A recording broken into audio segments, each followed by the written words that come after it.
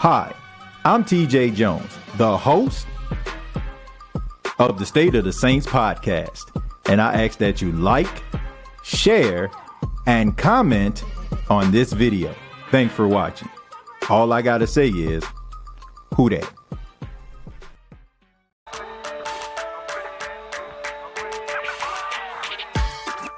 Hey, don't let these tears fool you. There's all dog around this mug. I'm good.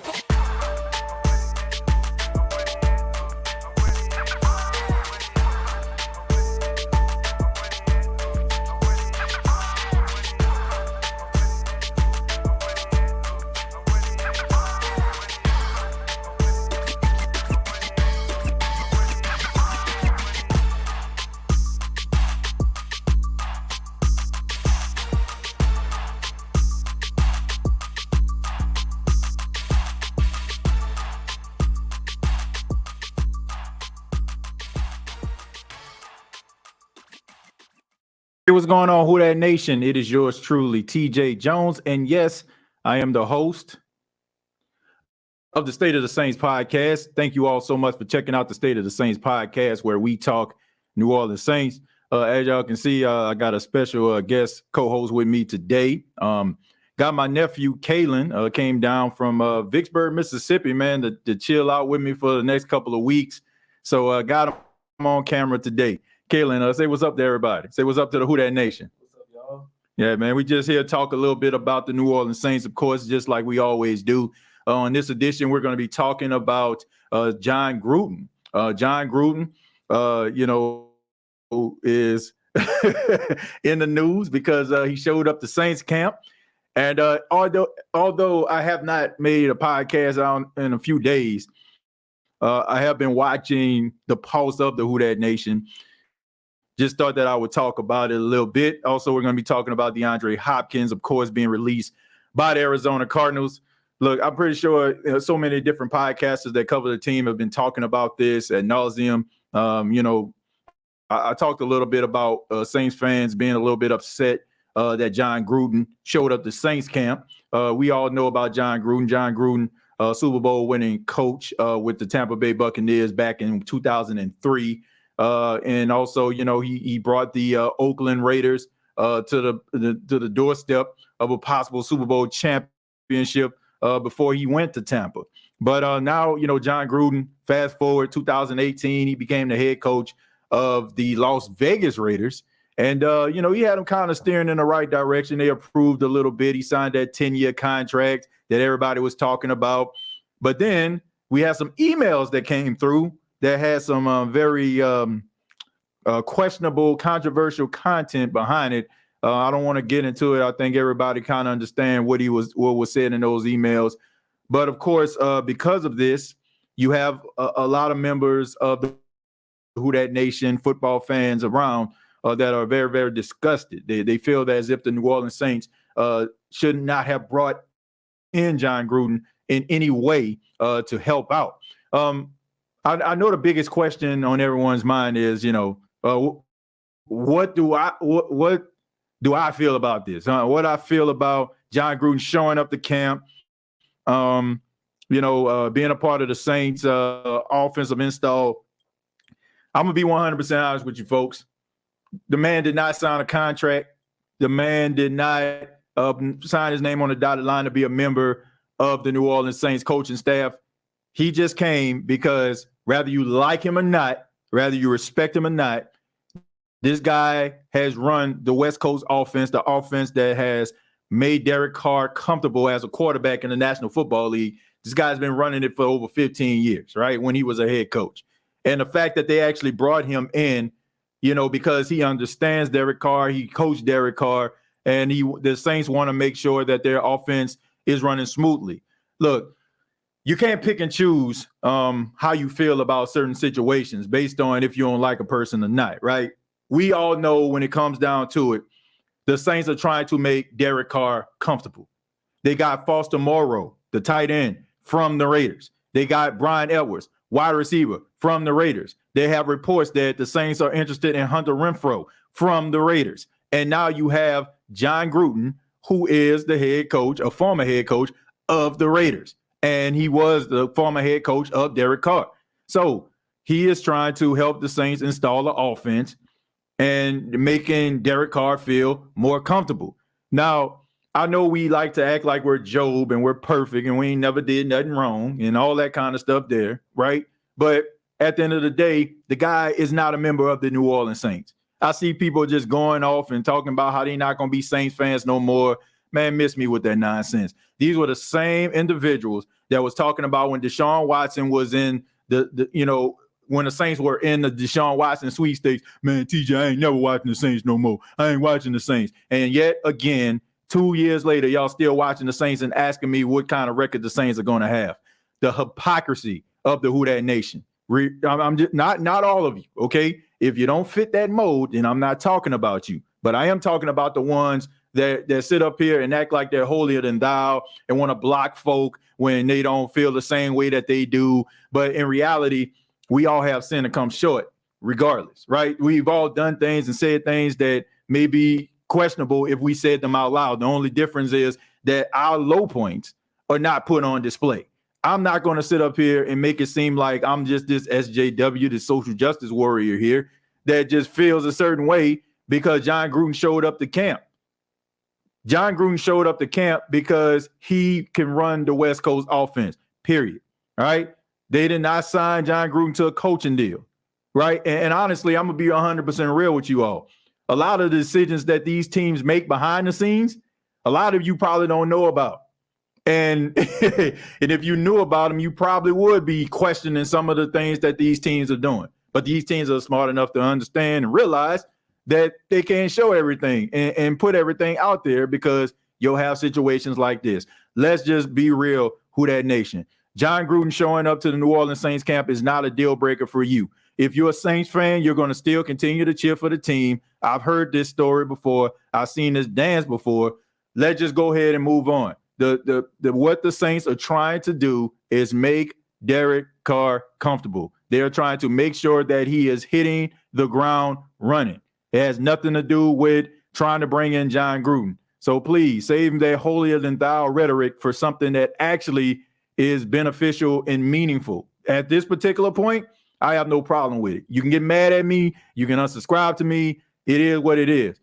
I have no problem with this at all. If we were start talking about him being a member of the coaching staff as a coordinator or something like that, then maybe I feel like I can understand where you're coming from. But a lot of people just want to feel like, they're holier than thou, like they are beyond reproach, that they never done anything wrong. And yes, I am not oblivious to the fact of what he said and what he did with those emails. I am not boo-boo the fool. I understand that. But at the same time, I'm smart enough and I've lived in this world long enough to say that a lot of us fake care about situations. We talk about, what certain issues mean to us, but we do absolutely nothing to improve those situations. We don't put a dime into trying to improve the situations. We don't do anything but sit behind our computers or our cell phones and try to tweet "I have a dream" speeches. If you are not putting any foot to your fate and the things that you're saying, you're just basically just yelling and hoping that somebody hears you. If you're not out here in the forefront, constantly focusing on the issues, but consistently want to be outraged when somebody else shows up that you don't like or be considered a controversial figure, then you, sir, you, ma'am, are a hypocrite. Straight up. But let's go ahead and read some of your comments. Let's go ahead and see what you all have to say about the Jon Gruden situation. Have been in the NFL for his whole life. If only dirt they could dig up on him was calling Roger Goodell and DeMaurice Smith names 10 years ago, then I can live with it. Well, I put it to you like this, man. I have an issue with people pulling up old information that happened years ago, like people can't change. I'm telling y'all right now, like some of you, I don't know, maybe some of you never had to go through a maturation process, never had to go to a transformation process. I can let you know right now, right? I am not the same person at 36 years old that I was when I was 26. I'm not. I can't do some of the things that I did. I wasn't married. I didn't have my son Paxton. I didn't have none of these things. They're like, people act as if individuals can't change, right? They act as if individuals can't, grow and develop, right? I don't understand that. And I don't feel bad about this Who Dat Nation, because when people probably listen to this episode, they'll probably say some things about me. But do you think that I care? No, because in reality, you don't know me, right? It's easy for an individual to sit up here and when somebody puts some information out or something that you said or something that you did years ago, it's easy for the individual to say, well, that's not a good person. You don't know if that's a good person or not. We all make mistakes. We all say dumb stuff. We all have done crazy things, right? Some things are a little bit more egregious than others, but we've all been in that situation. And I just feel like looking at a person, what they did 10 years ago, 15 years ago, 20 years ago, and then trying to put that out there as if this is that same person. They're not. Now, some people, they pretty much the same, no matter, how much time goes on. But sometimes, people can change. And sometimes, going back 10 years ago to a person's lowest point, I just feel like, that's kind of, man, I don't know. Well, we all know what type of world that we live in today. Everybody is trying to get that sound bite. Everybody is trying to get that report. Everybody trying to find that tweet to try to bring somebody down or try to bring somebody, try to take somebody down and try to make a name off themselves at somebody else's expense. I mean, to me, I don't look. I all I know is people, going back, digging up dirt that people done years back, when you probably not even remotely the same person. I just feel like, come on, man.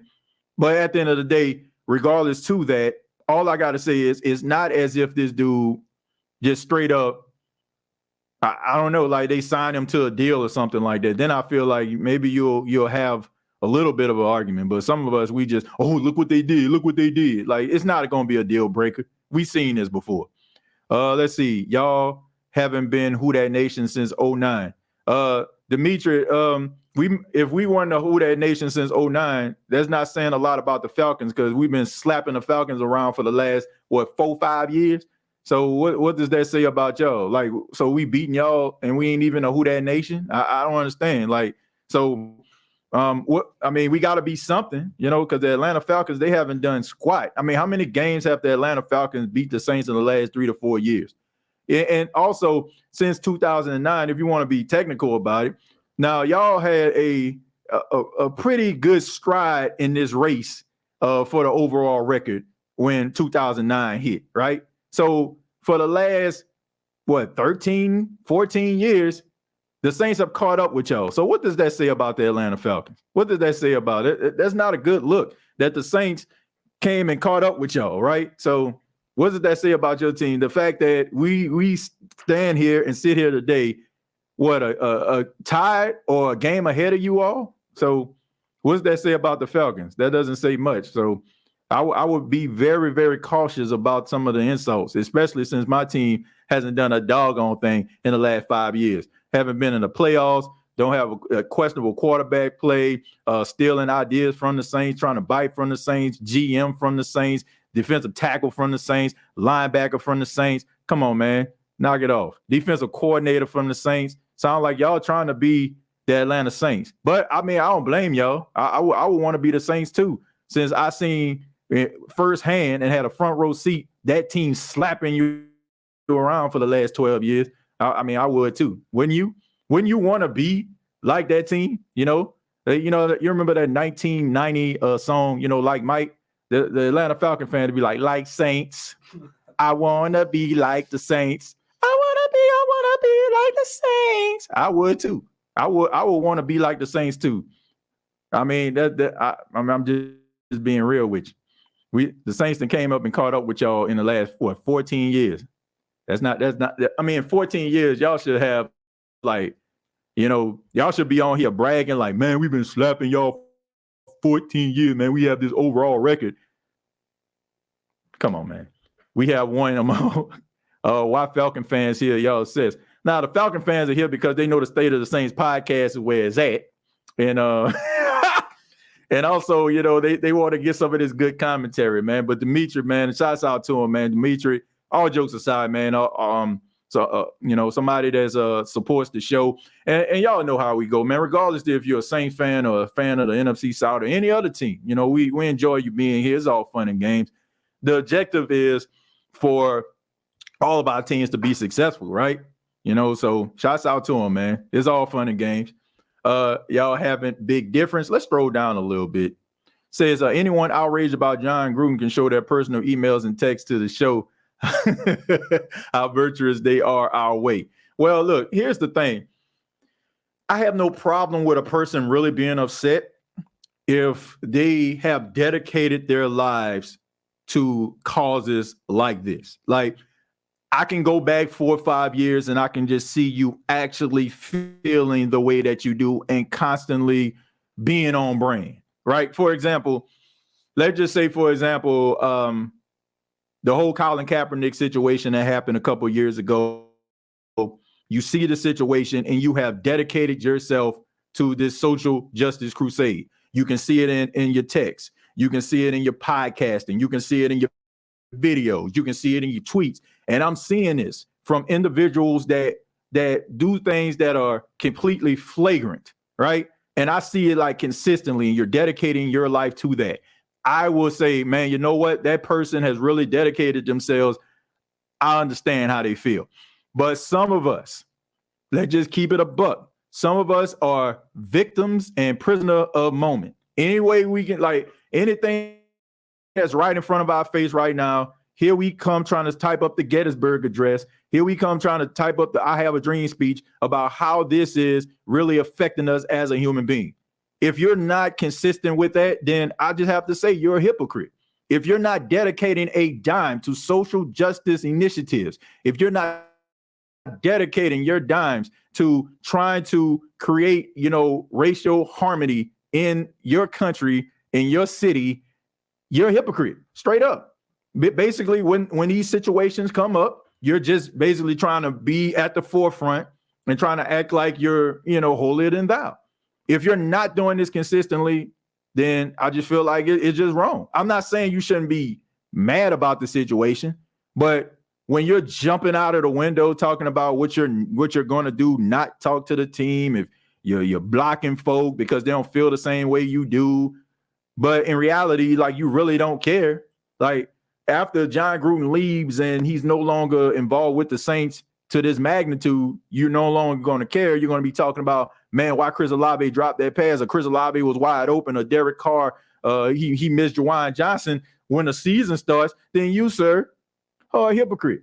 Like, if this is not a true deal breaker to you and you're just acting as if you are outraged by it, then you, sir, you, ma'am, are a hypocrite. And I stand 10 toes down on that. Roderick, thank you very much for the $10. Says, didn't we have this convo about bringing in a consultant to help Pete Carmichael? I don't see a problem with Gruden. If this help us improve as a team, I'm all for it. The man understands the West Coast offense, period. He understands the West Coast offense. Why wouldn't you want to bring in a guy that is, number one, familiar with Derek Carr as a quarterback, who has coached Derek Carr as a quarterback, and also is a really good play caller and an offensive mind? Like, this guy's up there with the Andy Reeds. I'm about to tell y'all a little something. For some of my listeners and viewers that are not historians of football, right? I know y'all remember legendary coach Mike Holmgren, right? On Mike Holmgren's staff was Andy Reid, a really good offensive mind. Jon Gruden was on that staff, a really good offensive mind, right? And Mike Holmgren, who was a really good offensive mind. They came from the same tree. So when you start talking about innovation, offensive innovations, the Sean Paytons of the world, the Andy Reids of the world, Jon Gruden is right up there with them. So why wouldn't you want to bring in the best that you have to offer? We all saw last season the Saints averaging 19 points a game as an offense, and everybody here is in agreement right now that something had to change offensively. So if something had to change offensively, when the Saints, don't you want the New Orleans Saints to go out there to get the best offensive mind that they possibly can to help out? Like, you can't pick and choose this, right? If you want improvement, you don't get no better than Jon Gruden as a coach. I mean, that's just what it is. And the guy understands Derek Carr, and he understands the West Coast offense. It makes perfect sense. You may not like it, but it makes perfect sense. I mean, be mad, be outraged, be whatever, but hey, it is what it is. I eat wings to let Falcons know what I'm capable of. Cap Suck TJ needs to check his mods. I don't think I need to check my mods. I think my mods do a really good job. I think they do a really good job at the end of the day, you know. Let's see, Daryl. Let's see. Dirty Bird Gumbo Soup. Okay with Gruden as long as he can help us win and no recent issues come up. I mean, if you want to be technical about it, the issue that came up wasn't even recent. It's just something that they found, 10 years ago. Like I said, I mean, I can understand why people are upset about that and the way it make you feel and some of the things that he said within there. But, like I said, it's not like they signed him to a deal. The guy just coming there helping out, install the offense. It's still going to be Pete Carmichael calling the plays. Already read that. I have no problem on Gruden because most people have said and text bad things and we don't know about. My question is he getting paid? No. He just came in. He just came in to help out the offense. That's it. Like it's no different. Like, let's just say, like, I use this as an example. Before I really got into radio, some of you already know I was a store manager, right? And every now and then a district manager called me and say, he wants me to leave the store and go help out a store, that may be struggling a little bit. Go over here, help them out, help their stock room, get the stuff out to the floor, get the store in a good condition, right? I mean, I ain't get paid for that. He was like, can you do it for me? Like, okay, I owe you one. Something like that. I ain't get paid for it, but I mean, I take that back. I got some gas money with that. But but all in all, like, it didn't affect my, my bottom line like that. But yeah, it's kind of the same way. They're not paying them. And if they are, then it's probably like, some under the table stuff. But even with that, I don't see that happening because, that'll violate the NFL rules if you're doing some stuff like that. So no, he didn't get paid at all. Let's see. The 2023-2024 season will be special, Saints fans. All of the right pieces are finally in place. Who that? Well, Hunter, I hope so. I hope it is special. I hope we're talking about the season when we're midway through it. We're talking about what the Saints are doing well instead of what they're not doing. I want to get back to that, man. I like the times where we used to talk about the Saints and it was positive stuff, not about, what they doing wrong and how we need to get rid of this person and that person. So hopefully the Saints can get back to it. Let's see. Welcome to Atlanta where the Falcons play. I get what you're saying. It's like with Mike Vick, it was those animal rights groups that really went after him. Yeah, look, if you dedicate your life to a cause, look, I'm all for it. Like, look, the backlash and all that kind of stuff because you eat, sleep, and breathe this stuff. Now, I'm serious, man. You eat, sleep, and breathe this stuff. Even if you don't eat, sleep, and breathe this stuff, but you still are dedicating yourself to, social justice issues.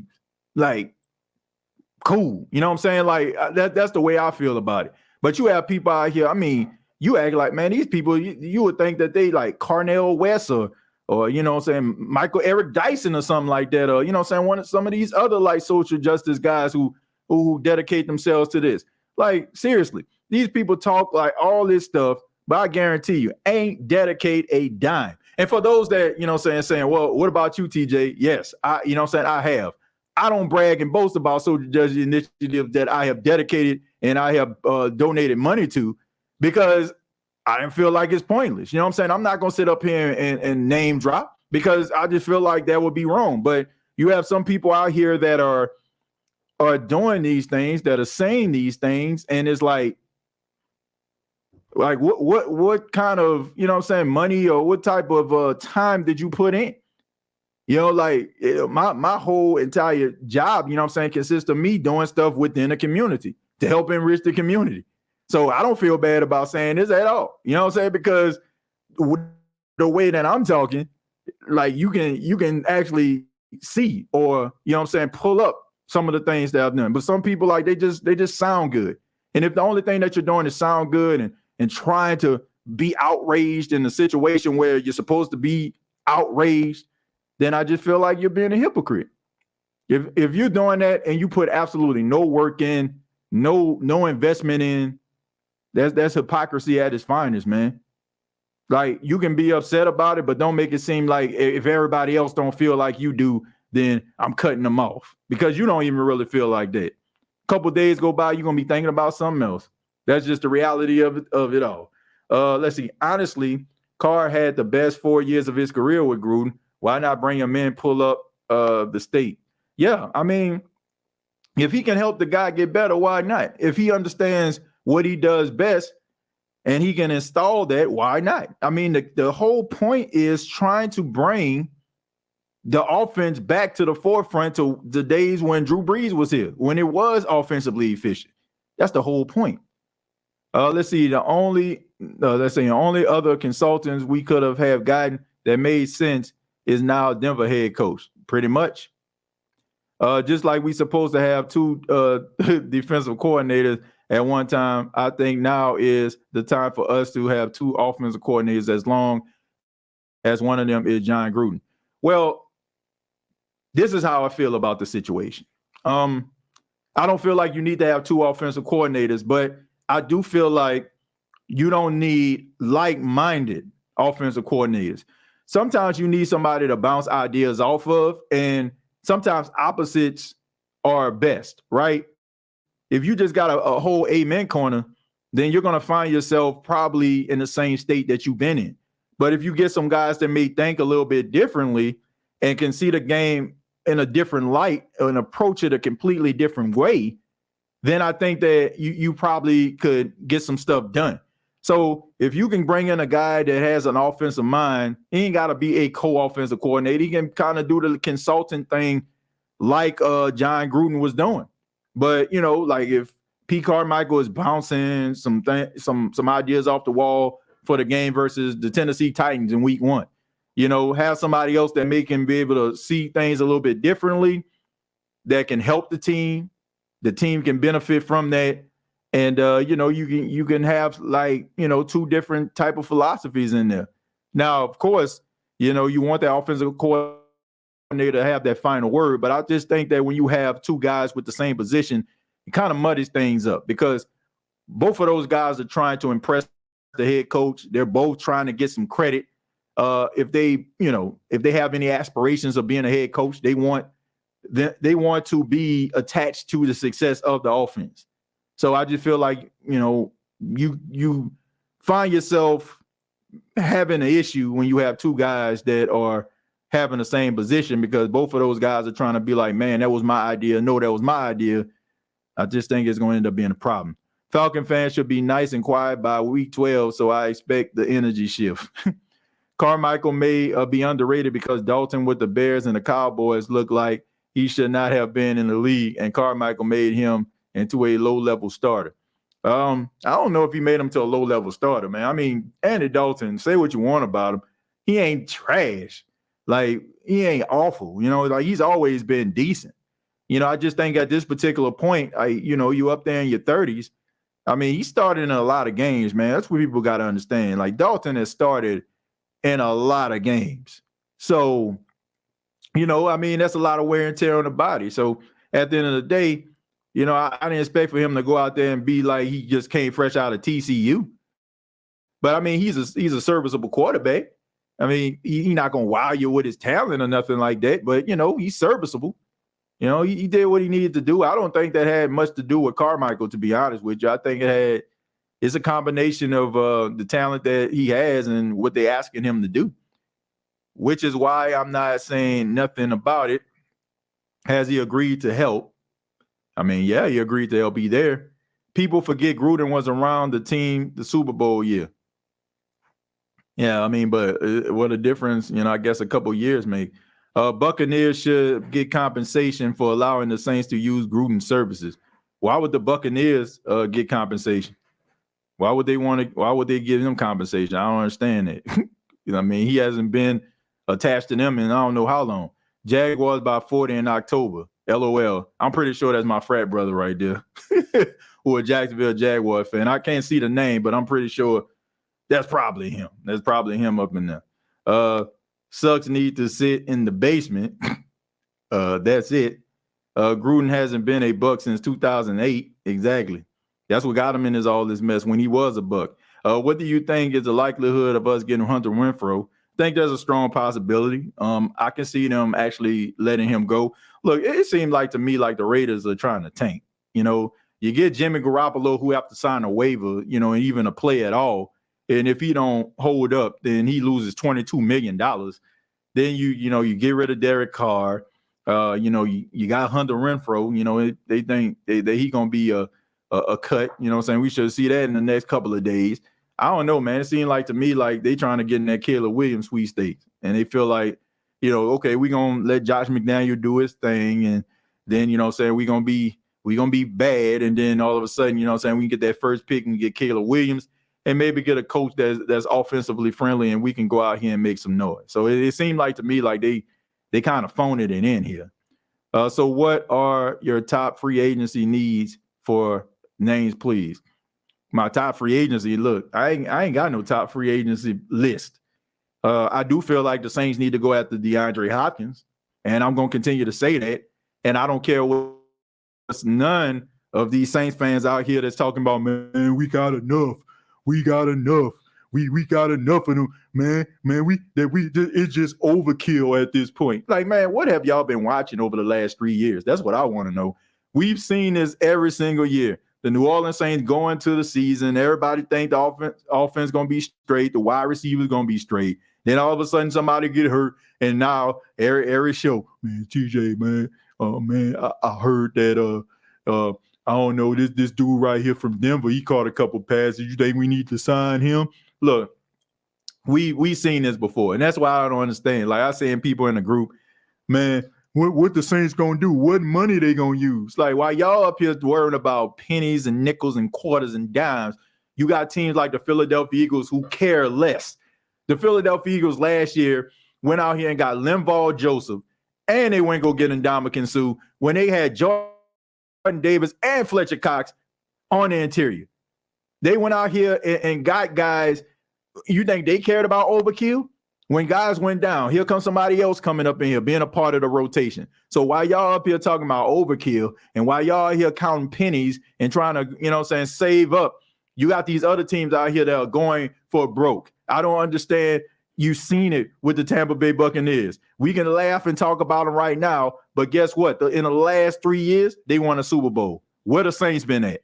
While y'all up here trying to count pennies, where we been at as Saints fans? I'll tell you where we've been, on the outside looking in, because we worried about the salary cap. We worried about how long a guy's going to be here. Here's the reality. I like Michael Thomas. I got a lot of respect for Michael Thomas. I think he's one of the best wide receivers when healthy in the entire league. But guess what? He has been hurt over the last couple of years. And a guy like DeAndre Hopkins can come in and give you that level of production, if not more production than even that of a Michael Thomas. So why wouldn't you want a DeAndre Hopkins on your football team? Who passes up arguably one of the greatest wide receivers of the modern era? This dude has been catching passes for some of the most mediocre quarterbacks known to man. Brock Osweiler, TJ Yates, Matt Schaub. And yet this dude's still going over 1,000 yards and still being in the conversation before Deshaun Watson even got into the league in 2017. And yet y'all sitting up here talking, not everybody, get in where you fit in. You're talking about, oh, we don't need him. But tell me about this immaculate play that you think that Traquan Smith is going to be, this wide receiver that he's going to be. I got a lot of respect for Chris Olave, Rashid Shaheed, but a lot of you are looking at what these guys did in their rookie year, and we all know that sometimes those guys go through that sophomore slump. I am not confident enough in Chris Olave or Rashid Shaheed for me to sit up here and say we don't need DeAndre Hopkins. I don't know. Like, y'all letting that jet sweep go to your head. Y'all letting that streak route against the Arizona Cardinals go to your head. I like Rashid Shaheed, and I think that he has a bright future, but he ain't there yet, right? Y'all, some of you are looking at two plays that, he went yard, and all of a sudden, like, y'all just anoint him as the third receiver. You put DeAndre Hopkins on this team with a guy like Derek Carr who has proven that he can get the ball to the playmakers. You'll find yourself with a really good offense. You need a guy like DeAndre Hopkins on your football team. So I don't care about pennies. I don't care about what the Saints need to do. It's about winning the championship. It's about winning the Super Bowl. That, like, some of you have loser mentality and need to get rid of that. Well, you need to get rid of that loser mentality. You need to realize that these teams out here, they don't care about the salary cap. They don't care about adding guys that they don't really need. They care about trying to add depth and bringing in guys that can make this team beneficial and be there in the end. So while y'all counting pennies and worrying about, what the salary cap gonna look like, how we gonna get him in? He wants $23 million. Who cares? If this man can get $23 million, goes over 1,000 yards, a catch, a pass in the playoffs, like, who cares? Who cares at the end of the day? If you're doing your job and you're bringing in guys through the draft, you're bringing in guys that have promise, and you combining them with veterans that can make a difference, who cares? I like counting pennies. What has counting pennies got the Saints? What has this mediocre mentality gotten the Saints? Seriously, what has it gotten the Saints besides on the outside looking in and in the last 2 years missing the playoffs? So why are we still living by this code? Why are we still looking at this team and still up here trying to, bring in, decent players for the low price of $299? Get yourself some really good players, some guys that can make a difference. DeAndre Hopkins is 30 years old, but guess what? This dude can still make a difference, and this guy can be the deciding factor of you winning a football game. Like, how many times have we seen DeAndre Hopkins just ball out? Like, how many times have we seen DeAndre Hopkins, just go over 100 yards, no matter who's throwing him the football? He got a quality quarterback that can throw him the football in Derek Carr, and yet y'all still sitting up here talking about what Rashid Shaheed and Chris Olave can do. I like those guys. Once again, I think they're going to have a really good year, especially Olave.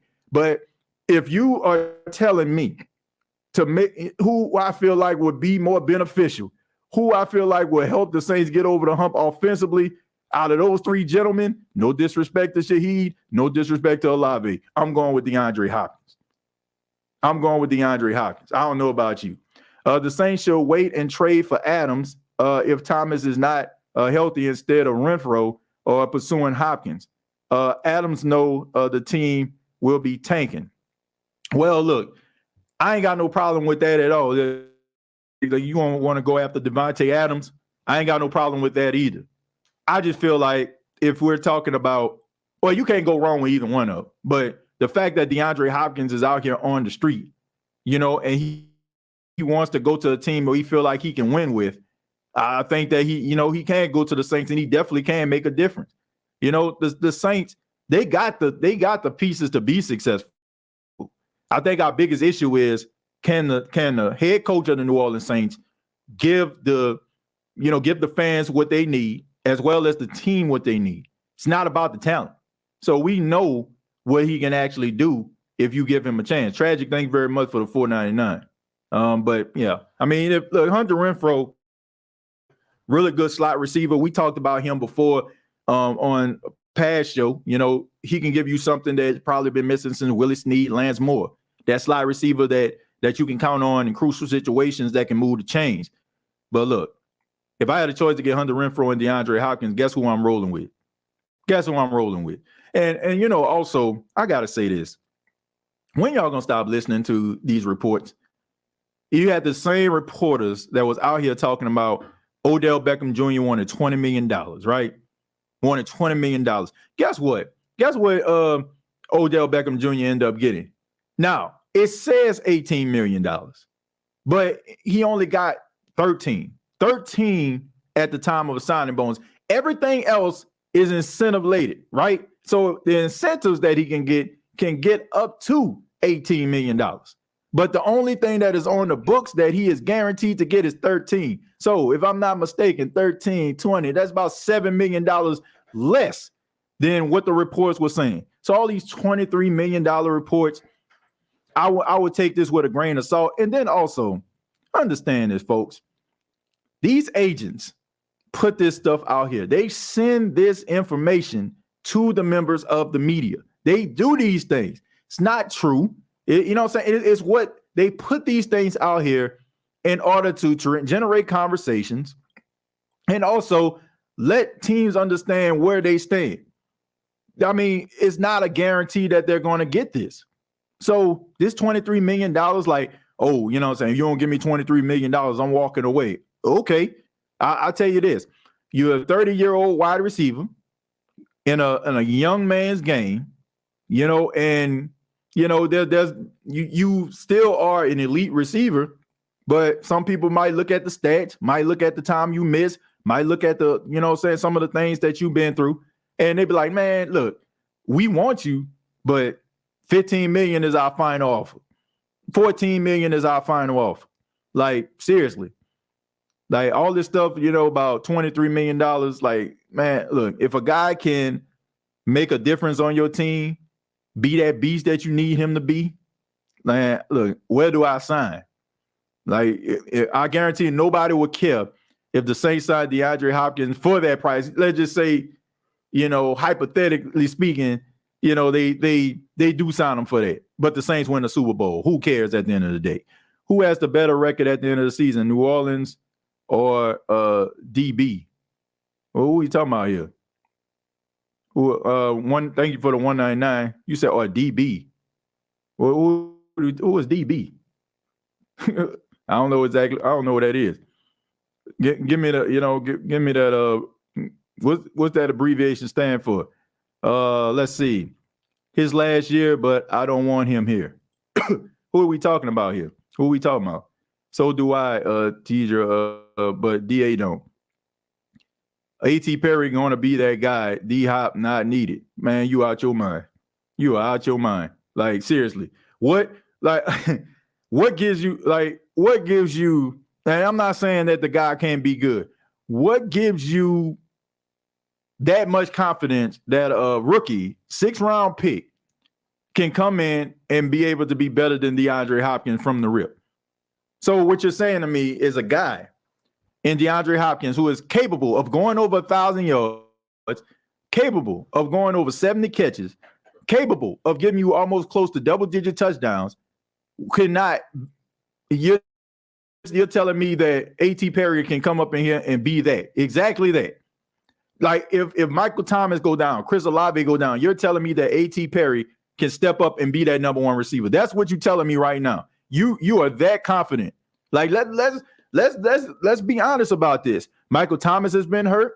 Chris Olave has missed games. So you're telling me that he can slide up that depth chart, and then the Saints need him. He can go out there and give you 6 catches, go over 100 yards in the absence of a Michael Thomas. That's what you're saying to me right now. You're that confident of what you actually saw him do on a collegiate level, not on a professional level, but on a collegiate level. That is what you're saying to me right now. You're saying you have that much confidence in a guy who hasn't even put the fleur-de-lis on the side of his helmet yet.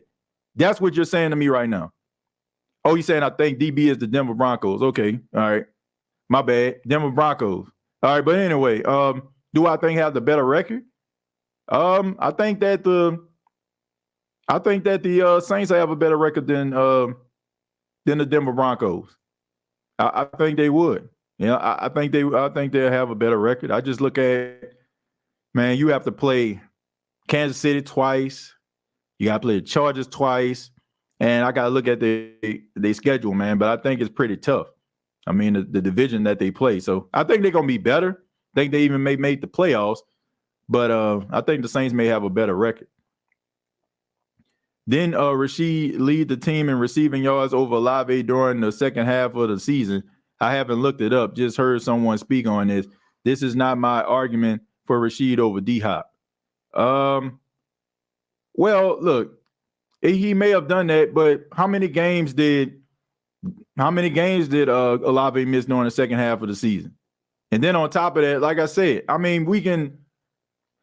Man, how many times have we? Man, why do we do this to ourselves? How many times do we see guys who are young? They come in, they make a little noise, and then all of a sudden, like we think we anoint them. I'll give you another prime example. It's amazing to me. Paulson Adebo's rookie year. Everybody was singing this man praise. Everybody was talking about how great he is. The one-hand snag against the Falcons the last game of the season. Oh, man, we got 2 lockdowns. We got 2 lockdown corners. Now, all of a sudden, everybody, for some apparent reason, after 1 year, after his second year, everybody just want to throw this dude away for Alontae Taylor. But he was the toast of the town his rookie season. So what happens then? You know what I'm saying? How many times will we see we get excited about guys going into their second year and they end up not panning out? Then we find ourselves looking at the next rookie that comes through. All I'm saying is, I'm not saying that Rashid Shaheed is not going to be good. I'm not saying that the guy isn't capable of being a quality receiver. But I'm just saying, if I had a choice at getting DeAndre Hopkins, a guy who has proven that he can be a number one receiver, a guy who has had multi-time Pro Bowls, a guy who has been an All-Pro, if I have opportunity to get him over Rashid Shaheed, guess what I am doing? I'm rolling with DeAndre Hopkins. I'm not trying to fit a square peg into a round hole. We don't know. Like, we seen 2. I won't say 2. We seen some explosive plays by Rashid Shaheed, but it is in no way going to convince me that this dude is going to be better than DeAndre Hopkins in year 2. It's just not. Like, I just feel like that's just wishful thinking.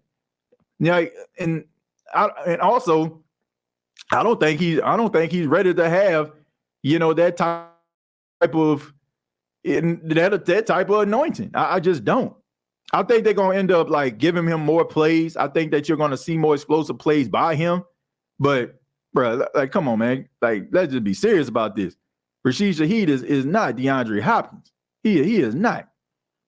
He is just not, man. Like, seriously. I think he's good, but he is no D-Hop. TJ, you heard about this Travis Randolph case? No, I haven't heard about it. Haven't heard about that.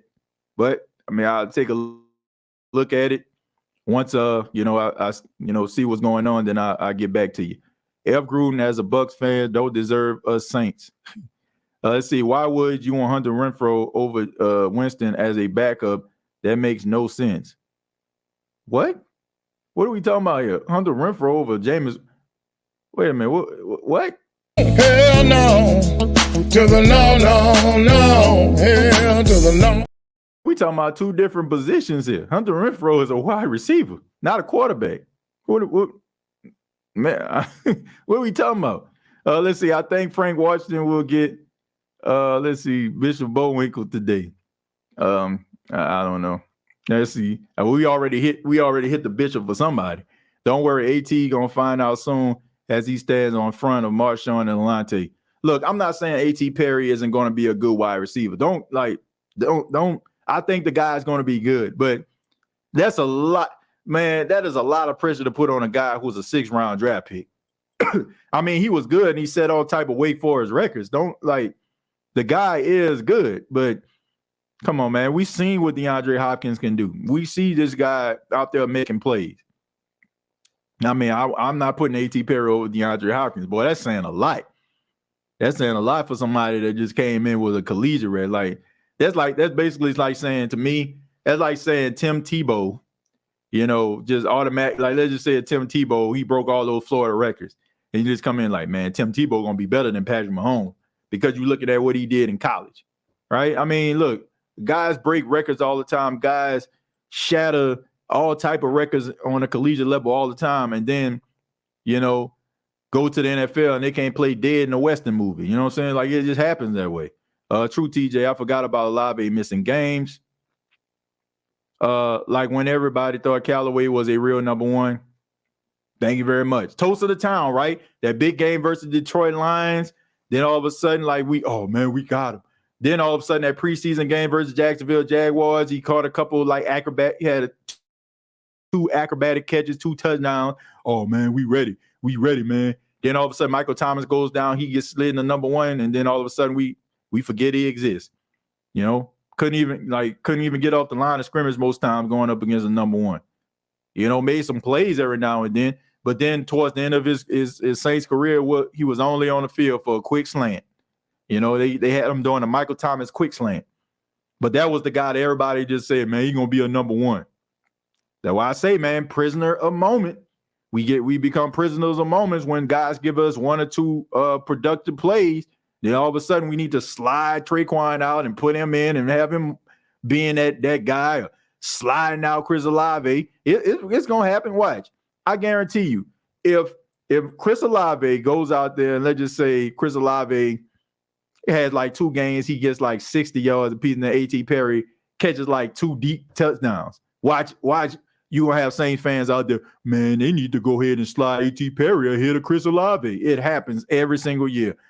It's always the shiny new toy. I'll use this as an example. It is like the Buzz Lightyear Woody effect. Woody was the toy that Andy loved at first. Then all of a sudden in comes Buzz Lightyear with all the bells and whistles, and all of a sudden we don't care about Woody no more. That's just what it is. It happens every single year. A cornerback comes in. Watch when Howden, if he plays. Watch if this dude go out here, make a tackle, a big hit, or catch an interception. Watch when people are gonna start talking about Marcus May. Watch. Man, they need to go ahead and put Howden out there over Marcus May. I'm telling you, it happens every single year.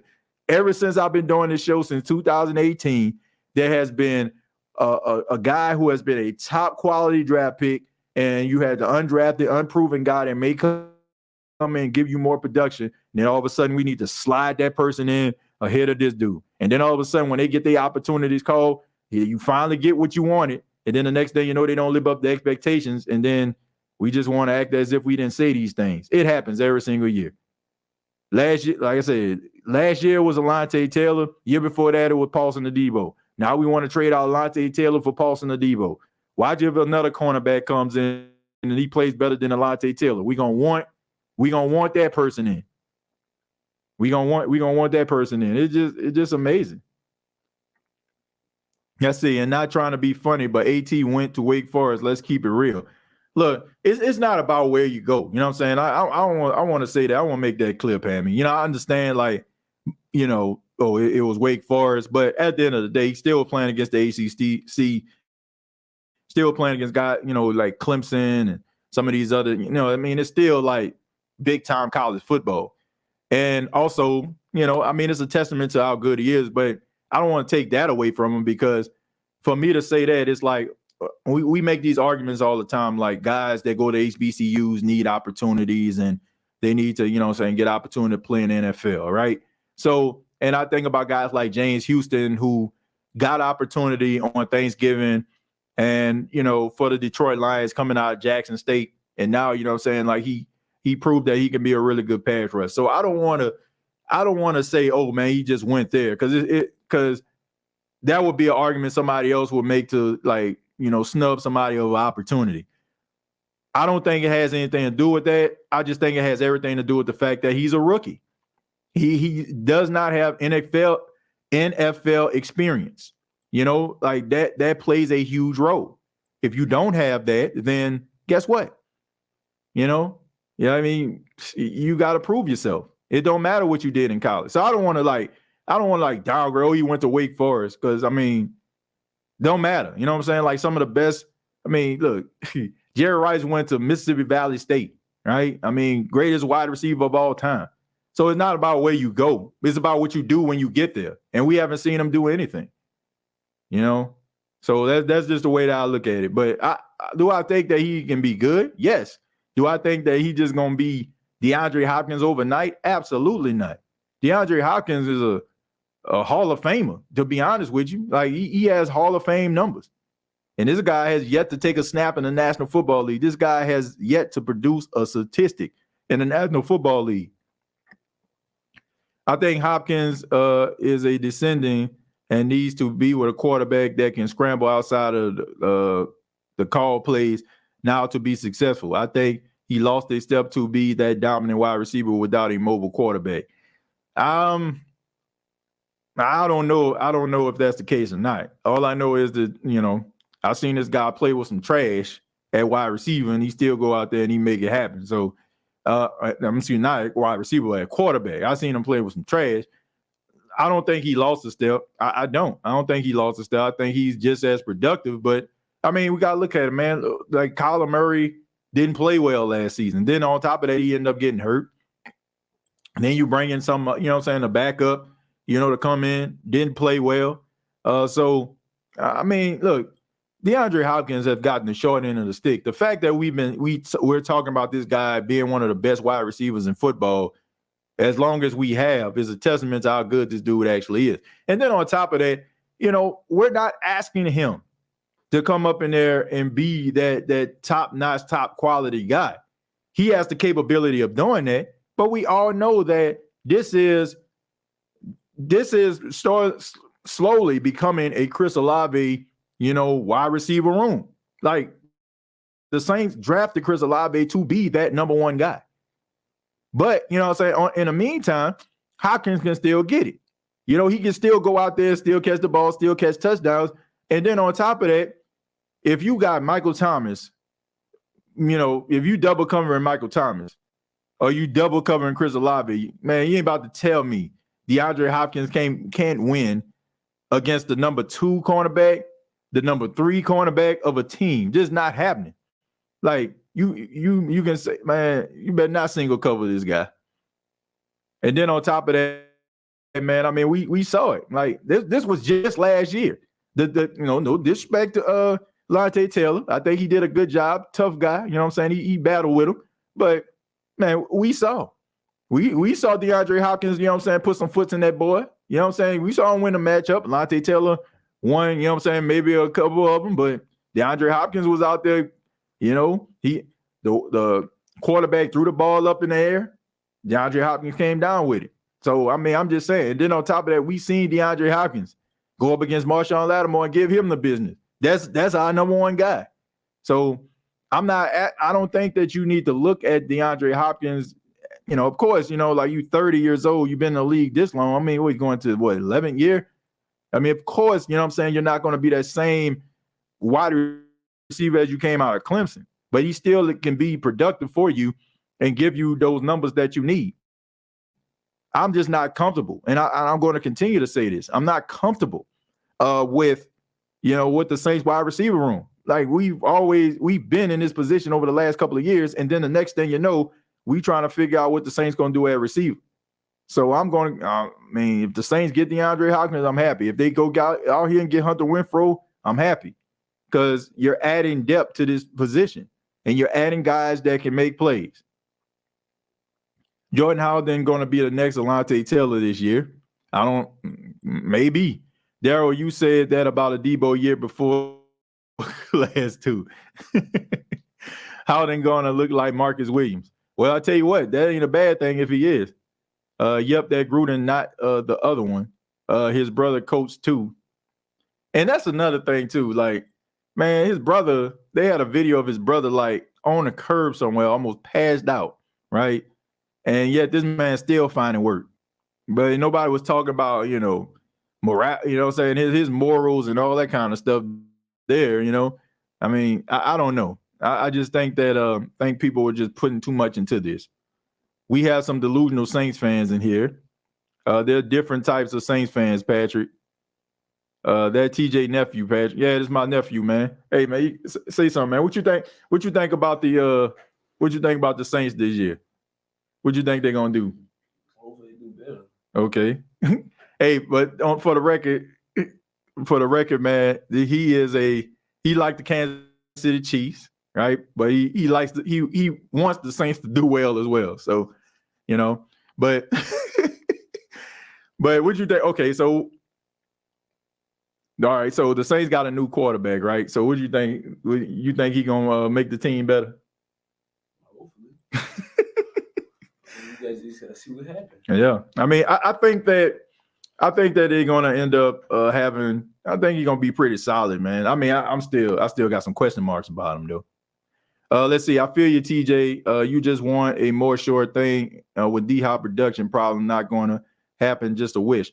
Yeah, it just look. I like what the Saints are doing, getting guys through the draft, but you still have to develop those guys. But in the meantime, I do want more of a sure thing. I do want more of a proven commodity. And I just think that sometimes, like, we're so reluctant to, want other guys to come on the team. Oh, nah, man, it ain't a good idea. It ain't a good idea. It's like when somebody said it's overkill, like, that's what bothers me. Like, how can you, like, shouts out to Mike Detillier. He was on the show a couple weeks ago. And I asked him about the 3 running backs the Saints have. Jamal Williams, you got Kendrick Miller, you got Alvin, right? And he was like, I'd rather have too much of something than not enough. And that's the truth. I'd rather have too much of, I'd rather have a deep wide receiver room than a bunch of guys that I hope pan out. There's a little Bow Wow, man, a few words. Let's see, bandwagon or real fan. I don't know. I don't know who. I mean, look, I can understand people questioning the Saints' moves. I can understand that. But at the end of the day, I want these guys to get better. He said, "Hey, nephew, giving a shout out to you, Kalen." All right. It says, let's see, DH already said his 5 top teams he's want to play for, and the Saints wasn't one of them, bro. When did he say this? Because I can tell you right now. He didn't say any. I don't know who came out with the story. Did he say this? Did it come out of his mouth? And if this happened, this must have happened like really, really recently. Because I ain't heard nothing. I ain't heard nothing from him. So did he do like an interview or something like that? Did he do an interview, or did some reporter come out and say the top 5 destinations that make sense for DeAndre Hopkins? Because it's a different. If he didn't and honestly, if he said this, it had to be between now, and me starting this show, because I ain't hear nothing from this guy. So did he say it on a podcast? Okay, so he was on a podcast. Okay, so he said yes, he did. Okay, well, at the end of the day, if he said that, then that's fine. But I mean, you can want something all you want to, but if somebody's showing you the money or making it appealing to you, then then it is what it is. Let me see if I can pull this up. So, what podcast was this? Can somebody tell me what podcast this was? Let's see. My dude literally said Bills, Chiefs, etc. Or he said Bill, Chiefs, etc. What podcast was this? What podcast was he on? And he said this. Thing is, none of the teams have the cap we do. Well, look, I mean, all I'm saying is, to me, it makes sense as far as, having a quality quarterback that can get you the ball. We know that Derek Carr can get him the football. We seen Devontae Adams put up big numbers last year with Las Vegas. We seen Darren Waller put up big numbers before Adams got there. We seen, him, have a rapport with Henry Ruggs before all that situation happened. It did make, it made a lot of sense. So when I wrote the article, I was, I look at it from a certain standpoint. He can be beneficial to the offense. he can get the opportunity to, make the playoffs. He had an opportunity to be one of those top guys. But yeah, I mean, if that's where he wants to go, that's where he want to go. I mean, all of this, talk and all that kind of stuff and hyperbole is pointless, if that's what he said. But let's see, TJ, my sister remember what I said last year, so I tell you our sister is the truth. Love him. Who that? Let's see, Falcons suck forever and ever and ever. Carolina and Tampa for sure, but Atlanta, nah, not this year, brother. Let's see, you believe Sucks can beat y'all, enough said. Okay, I'm an athlete. I'm going to have to check that out. None of the teams he dropped have a cap. Bills don't. Chiefs definitely don't. Don't. Chargers don't, etc. Yeah, I mean, look, you can go. I mean, look, if they want to, they can make some room for him. I think Kansas City, they can make room for him. I think some of these other teams can. I think the way that the Saints have been doing business and moving the cap and manipulating the cap, I think that it has really I think that teams have followed that format too, because you're starting to see teams do the same thing. We have the perfect mix of what he wants and the ability to give him a bag.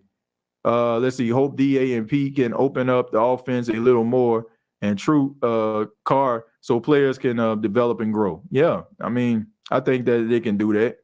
Deshaun Watson trying to get him, TJ. Well, if his whole focus is trying to go to a contender and a team that has a possibility of making a deep run in the playoffs, I mean, the Browns, I don't know. I think Deshaun Watson going to be a lot better this year. I think that this has finally been a year where, you ain't really him. He ain't been taking up a majority of the press. And I think that this is the first time in almost 3 seasons he can just focus on the game of football. And I think that's going to help the Browns. But I don't know. I wouldn't be surprised if the Bills or the Cowboys make a push for him. Well, if I'm the Cowboys, I definitely would make a push for him. If I'm the Bills, I would make a push for him. TJ, he named 5 quarterbacks he would want to play for: Mahomes, Herbert, Allen, Hurts, and I forget the last one, maybe Rodgers. Okay, I'm gonna have to check that out. Like I said, man, this upon making this podcast, I wasn't under that impression. I was wondering, I know they had some stories that was talking about top 5 destinations where he can go, but if that's what he said, that's what he said. I mean, the whole this whole entire point is basically irrelevant if that's what he said. So I can't argue with the horse's mouth, but I mean I can make an argument to make it compelling that he can end up with the New Orleans Saints. But yeah, but if that's where he wants to go, that's where he wants to go, and him being a free agent, there's a possibility. But I mean, there were also times where Odell Beckham Jr. Had the Bills on his list. I don't even think Baltimore is really on his list like that. If you look at Shaheed college film, he shows great short area quickness as well as explosive deep plays before the knee injury. I would not be surprised if you see that area of his game this year. Well, yeah, I mean, look, I think Rashid Shaheed is a good receiver. All I'm saying is, it's to me, him going into his second season, and we only seen him in little bits and pieces in his first season. I just think that's just, I don't know, that's just wishful thinking at this point. That you expect for him to come out here and just be Justin Jefferson or a good supporting cast member, right? Give me a Reggie Wayne, Reggie Wayne all the years with Marvin Harrison. We expected him to kind of be that Reggie Wayne to Chris Olave's Marvin Harrison or Michael Thomas's Marvin Harrison. I just think that at this particular point, I'm not that confident that he can be that. Now, as the season goes on, he can always prove me wrong, but I just think that if people just expecting him to, go for over, 1,000 yards and stuff like that, I just think at this particular point is what you want him to do. Great content, TJ. May you all continue to rise up. Jared, thank you very much for the $2.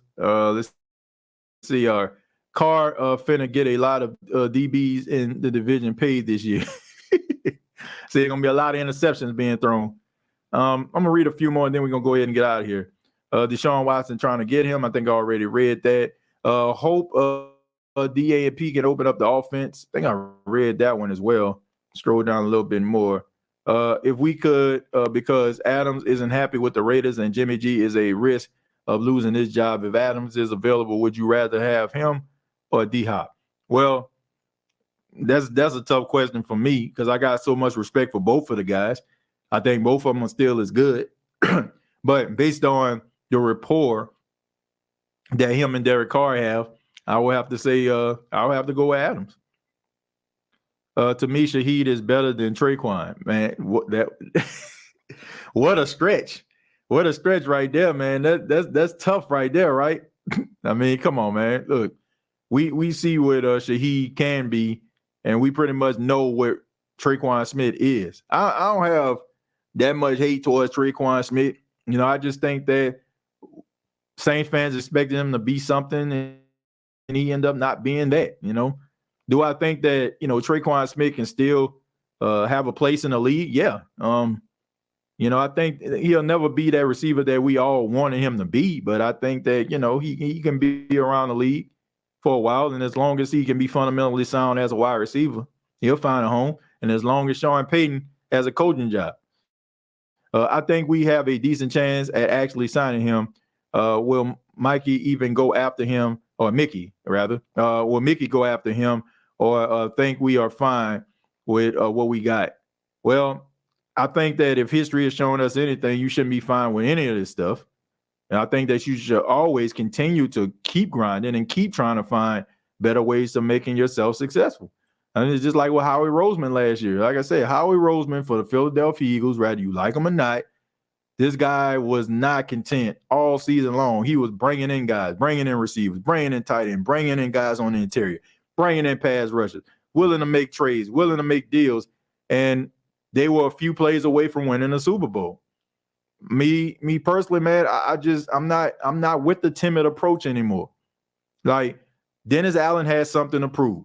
Mickey Loomis has something to prove. Pete Carmichael has something to prove. So with that, you have to make sure that you put all the chips on the table, because let's not get it twisted. This is it. If Dennis Allen doesn't perform this season, if Pete Carmichael doesn't perform this season, Mickey Loomis, you know, I feel like he's more of a lifer because of what he's done. It's going to be hard for him to go. They will probably change his position before they allow him to, like, you know, get fired and put that out there. But when it comes to Pete Carmichael and when it comes to Dennis Allen, it's it. Like, if they don't perform this season, there's nothing the Saints organization can do to convince Saints fans that this guy is the answer. So they got to start winning. So with that, you can't leave no stone left unturned.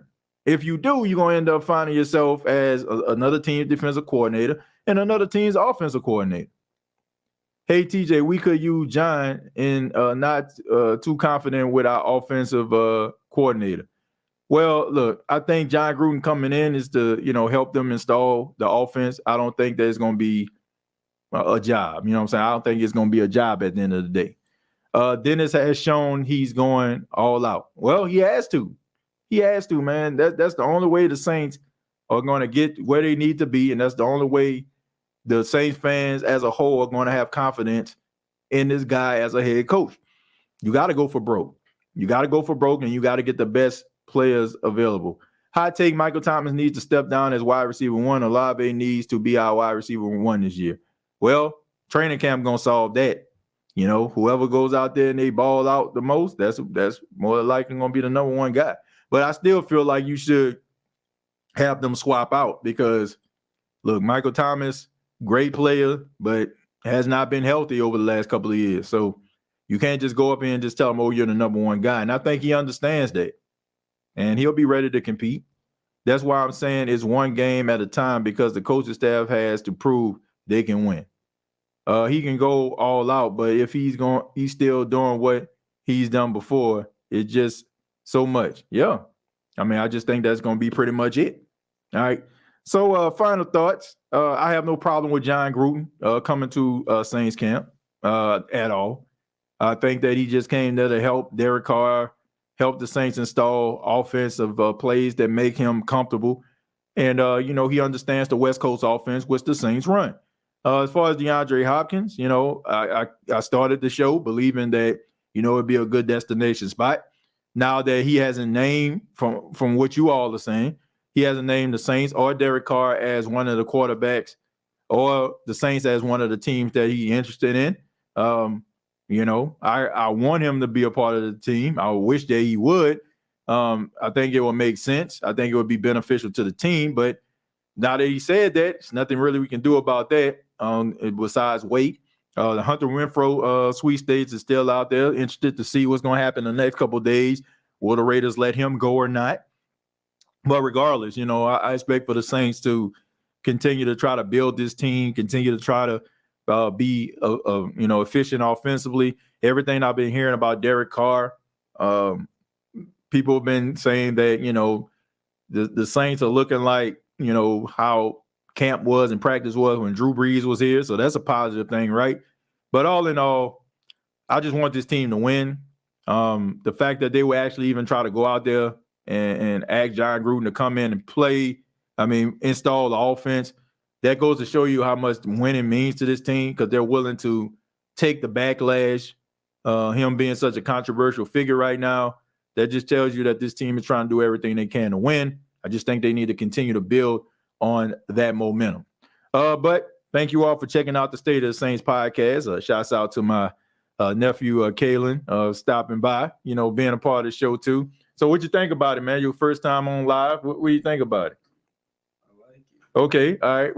We're gonna get you some more content, man. We're gonna get see what you have to say about some of these topics, especially like the Gumbo Pie Sports podcast that's available. We're gonna get you to see what you have to say, about some of the teams, and also, man, just about the Saints in general. But we appreciate you being on the show, man. Shouts out to my nephew once again for those that just tuned in. Came down from Vicksburg, Mississippi, out here to South Carolina to hang out with me for a couple of weeks. Always excited, to have him. Spending so much time with him when I stayed in Mississippi during the time, but it's good to have him here. He wants to be a quarterback, man. He wants to be a quarterback. So we try to work with him, man. We got some footage out there, what I'm saying? We're trying to work on that footwork. Hopefully, we got the next the next Jalen Hurts right here, next Patrick Mahomes. We trying to work with him, man. Got to get that footwork, try to work on that accuracy, man. But he gonna get where he needs to be. But thank you all so much. Once again, subscribe to the YouTube channel, youtube.com, search The State of the Saints Podcast, facebook.com, search The State of the Saints Podcast. Previous episodes available on Apple Podcasts, Spotify, iHeartRadio, Anchor FM. Also check out the Gumbo Pie Sports Podcast website, which is gumbopiesports.com. Got some articles that are going to be coming out today. Going to be, once I learn about this DeAndre Hopkins situation, I guess I'll be talking about that, as well as some other content going more in depth about this Jon Gruden sighting at Saints camp and so much more. Make sure that you check it out, gumbopiesports.com. And also the Gumbo Pie Sports podcast that's available on YouTube as well. Till next time, all I got to say is, Who that?